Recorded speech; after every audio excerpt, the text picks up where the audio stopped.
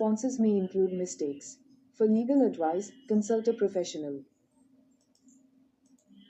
Civil procedure code CPC 1908 భారతదేశంలోని civil కోర్టుల కోసం సాధారణ విధానపరమైన నియమాలను నిర్దేశించే 158 విభాగాలను కలిగి ఉంది.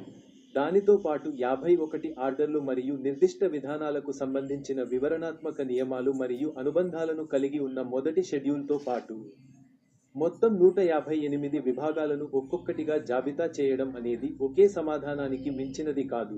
అయితే సిపిసి అధికార పరిధి, న్యాయస్థానాల ఫ్రేమ్వర్క్, దావాలు దాఖలు చేసే ప్రక్రియ, సమన్లు, తీర్పులు, అప్పీలు మరియు డిక్రీల అమలు వంటి ప్రాథమిక అంశాలను కవర్ చేసే విభాగాలుగా నిర్వహించబడుతుంది.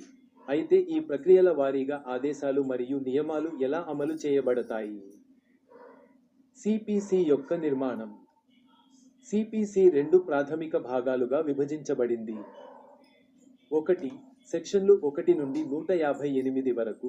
ఈ విభాగాలు కోడ్ యొక్క మొత్తం నిర్మాణం, అధికార పరిధి, న్యాయస్థానం యొక్క స్వాభావిక అధికారాలు మరియు విభిన్న పరిస్థితులకు కోడ్ని వర్తింపజేయడం వంటి సాధారణ సూత్రాలు మరియు సివిల్ వ్యాజ్యానికి సంబంధించిన నిబంధనలను కవర్ చేస్తాయి. 2. మొదటి షెడ్యూల్. ఈ షెడ్యూల్లో 51 ఆర్డర్లు ఐ నుండి లి వరకు మరియు సివిల్ ప్రొసీడింగ్ల విధానపరమైన అంశాలను వివరించే సంబంధిత నియమాలు ఉన్నాయి. అవి: దావాల దాఖలు, నిందితులకు సమన్లు, తీర్పులు మరియు శాసనాలు, అప్పీలు, శాసనాల అమలు. సిపిసి యొక్క ఉద్దేశ్యం. సివిల్ ప్రొసీజర్ కోడ్ యొక్క ముఖ్య ఉద్దేశ్యం సివిల్ వ్యాజ్యాల నిర్వహణకు క్రమబద్ధమైన మరియు ఏకరీతి యంత్రాంగాన్ని అందించడం, సివిల్ విషయాలలో పార్టీల హక్కులు మరియు బాధ్యతలు కోర్టు వ్యవస్థ ద్వారా సమర్థవంతంగా అమలు చేయబడతాయని నిర్ధారించడం. ఏఐ ప్రతిస్పందనలు తప్పులను కలిగి ఉండవచ్చు.